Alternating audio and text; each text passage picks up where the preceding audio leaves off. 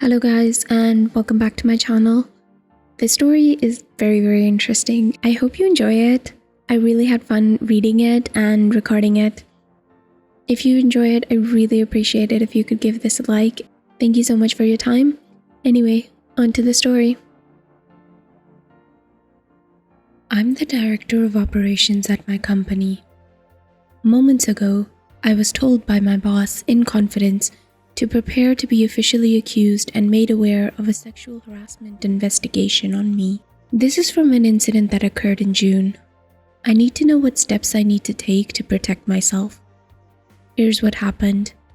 In June, the company was attending a conference and bought hotel rooms for everyone. At the hotel pool, I chatted up with a female guest. I was getting pretty drunk and she brought up her husband. I asked, "Oh, you're married?" And she said yes, and that she has 3 kids. I told her that with a body like hers, I'm surprised she doesn't have 10, because I sure would give her 10, and I laughed. She smiled, and sometime later got out of the pool and I said, "My oh my, your husband is a lucky man." I didn't see her again and I got the vibe that she felt uncomfortable. I was a little drunk and would not have said any of that while sober. Apparently, she found out the name of my company and complained to the hotel, who then joined her in complaining to my company. We are also banned from that hotel for life. I would like to know how I can get out of this with no blood on my hands. I make $125,000 a year and cannot afford to lose my job and career. It was everything for me to get this position. I also have a family. My wife cannot know about this. My boss, the VP of Operations, is a bit paranoid because I notified him 2 days after the incident, and because I'm the best director he has ever had and I perform exceptionally well, he decided to sweep this under the rug and pretty much ignore it. I would never throw him under the bus, so I will not mention that I told him. So far, all I know is that there has been a sexual harassment complaint on me and an investigation has opened up. I will be speaking with the investigator, I forgot his official title, and subsequently the HR manager and VP. I'm nervous about it. He's a former law enforcement detective and from what I've heard, he's a pretty tough guy. He has a very aggressive interviewing approach and does not play games. He will try to get me to crack. My boss told me that he was advised that a suspension may be imminent and to possibly prepare to seek a replacement. This means I might get terminated. I would like to know what type of proof there may be against me. This incident happened 3 months ago. I get off work in 3 hours and I cannot focus. This is devastating.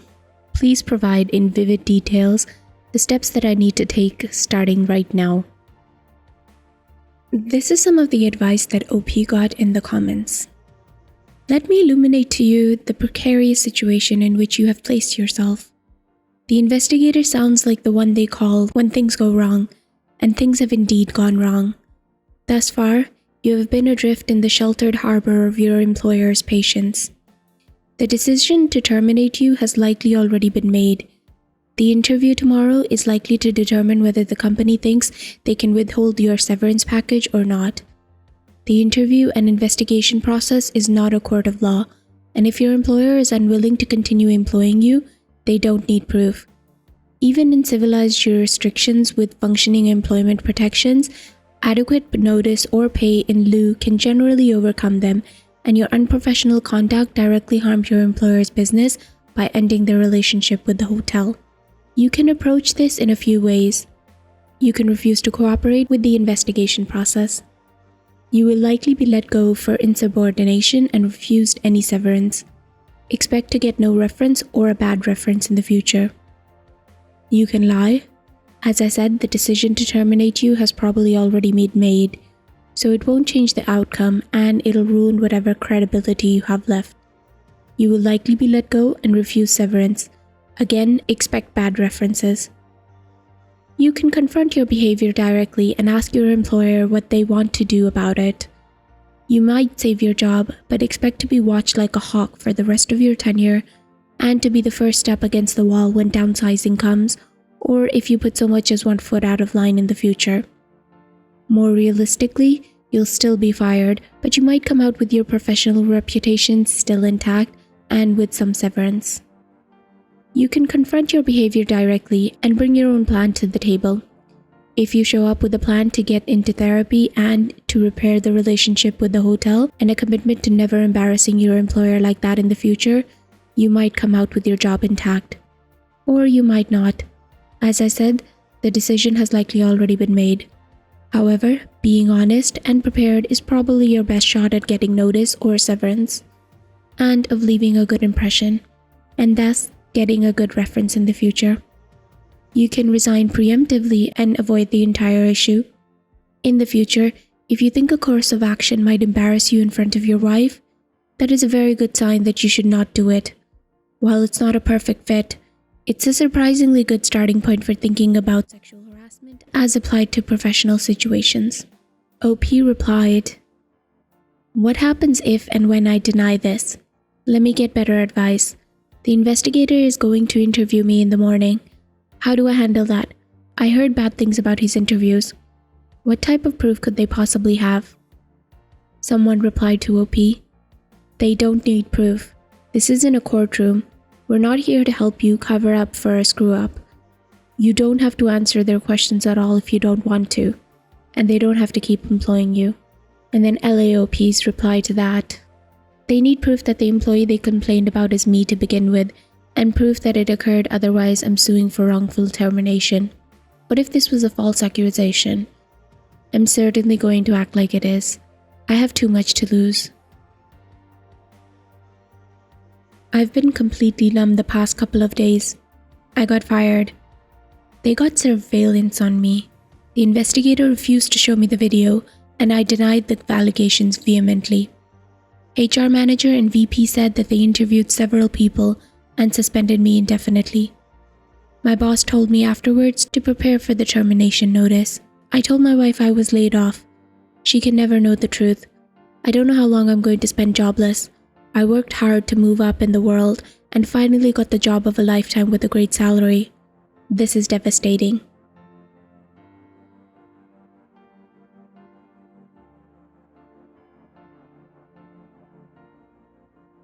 At a hotel during a company function, I've applied for many positions as director and mid-level manager. I have 6 interviews set up. I know once I get to the reference check, they will contact my previous employer. I need to know what type of information they can legally provide. My now former boss has not returned a single call or text, and neither has HR. I would like for them to say that they laid me off as opposed to termination. I cannot get unemployment and have money to cover the next 6 months of bills, but would like to get back to working. What can my former employer tell a new employer? If they're allowed to tell them that I was terminated and why, how can I ever recover from that? I've never been so stressed in my life. I have a wife and children. One of the Redditors said, "Your former employer can tell potential employers why you were terminated. A lot of companies have a policy of only verifying employment dates." OP's response was, "If they can state why I was terminated, then how do I ever recover from this?" Another Redditor replied, "That isn't their problem. They have no vested interest in your future career. They owe you nothing. My advice is to assume your former employer will tell the entire story. It'll help you plan, and quite frankly, removing the uncertainty will help with your stress levels. You need to tell your wife. That way, you can have someone who does have a vested interest in your future career to talk about plans, ideas, strategies. Right now, you're spinning in the dark alone and you're making bad decisions. Yes, she may leave you, but it's in her best interest for you to be employed, married or not. It's good you're cutting down on drinking, but you can't really do this alone. Get professional counseling for the drinking. You have an opportunity here to make a drastic change to your life, but you need to do it while the consequences of your behavior when drunk are still fresh at hand." OP then went to r/askhr for similar advice. I think he was hoping for people to be more sympathetic towards him. He pretty much posted the same thing, but then added, "I never harassed an employee and never will. I also cut the drinking and will never screw up again. Please help." Before this whole story, the same account made another post, and it's a little doozy. This post has since been deleted, but Reddit was able to recover it. Now this is OP before the whole sexual harassment incident. Recruiter hit me up on LinkedIn. She said there's a position she believes that I would be a good fit for. This is a corporate position.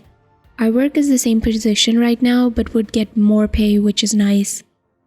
I told her that I greatly appreciate the offer, but I do not work with recruiters. If someone, particularly a senior VP, who I would report to as I do now in my current role, believes I'd be a great fit, they can contact me and set up an interview. This apparently was the world's worst thing in the world to say to her, because she sort of went off on me. Oh, are you trying to say you're better than me? Who do you think you are? Blah blah blah. She carried on, but I didn't finish reading her message. I told her that I scanned her profile and saw that she just started this recruiting position in May of last year. Prior to that, she was a quote-unquote sales associate, aka cashier for a retail company. She's also very young. With such little work history and zero history with my particular work industry, I don't find her qualified to make a decision as to whether I, a director, would do well in that role with another company.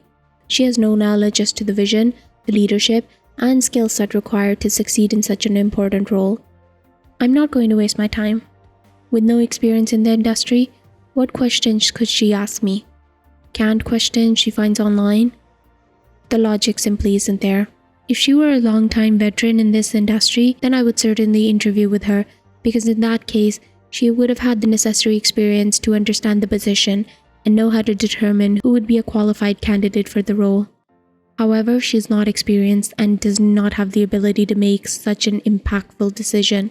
Why a company would put such power in the hands of an inexperienced individual is beyond me. My company doesn't use recruiters. My boss, the senior VP, contacted me 2.5 years ago and we had a great discussion on the vision we had and so forth. A discussion I could not have with the quote-unquote college chick. She was very bothered by me and eventually said that she has thousands of connects and that I shouldn't talk to a recruiter like that, and that she could make a couple of calls and ensure that I never get anywhere. Now, I'll admit I got a bit unprofessional because I didn't appreciate the threats. I told her that the only power she has is using her lady parts to get into such a position. She ended the conversation by calling me a sexist a-hole. I apologized for my comment and said I don't appreciate her threatening to take food off my table and that she should not have such an ego. Anyways, I need to know how effed I am. Admittedly, she's gotten into my head. I'll be damned if a 22-year-old college chick tries to ruin my career. I mean, I also have thousands of connects as well. I'll contact the senior VP in the morning and see if we can set up an interview. A recruiter commented, who was probably a soothsayer, I'm sure you're just a troll, but you're gonna have issues in the future if that's what you think about women. Good luck with your life. Why couldn't you just tell her no thank you, I'm not interested in the opportunity, and leave it at that? Instead, you attack her and say that the only value she has is because of her lady parts. I mean, come on. I hope you reap what you sow. Alright, now this is insane. The alleged wife of OP apparently also made an update. And it goes, I don't believe him anymore, because about a year ago he got fired from a decent job. About $100,000 a year, Director of Operations. He told me it was because he disagreed with the COO about the company's direction, whatever the hell that meant. That wasn't great, but I wasn't going to get mad at him for sticking his ground and trying to do the right thing for the company. And it wasn't like we couldn't afford him to be out of work for a while. I don't make as much as he did, but it's very decent money and we had plenty of savings. Plus, we could save on childcare and housekeeping if he stayed home with our son, right? Oh my god, our house had never been messier. Well, 3 months later, he found a job. Glory, hallelujah. He'd get up, go jogging, put on a shirt and tie. He'd be out until I got home. We adjusted childcare hours and I bought the housekeeper back. And I didn't think it was weird that he was putting so much time in. It was a brand new job and he just got fired. He had to prove himself. 2 months ago, I was home with our son who bought some kind of god-awful summer flu from day camp and the washing machine started flooding our laundry room. We buy our water, so I had to shut off all water to the house. I couldn't find his notes from our plumber, so I could make sure I had everything off, so I called him. He wasn't answering his phone, so I tried the main office number. The woman who was supposed to be his admin didn't even know his name. I was freaking out at this point, so she transferred me to HR, and after I freaked out some more, she told me the truth. My husband did great on the phone screen and interview, but he never passed the reference check. He didn't work there. He'd never worked there. They would never have hired someone after what his last company said about him. He'd been fired for sexually harassing a woman at a work conference. He lied about why he was fired. He lied about finding a job. He lied about where the money he's been using for things has come from. He's been using our savings. He's been lying to me from the start.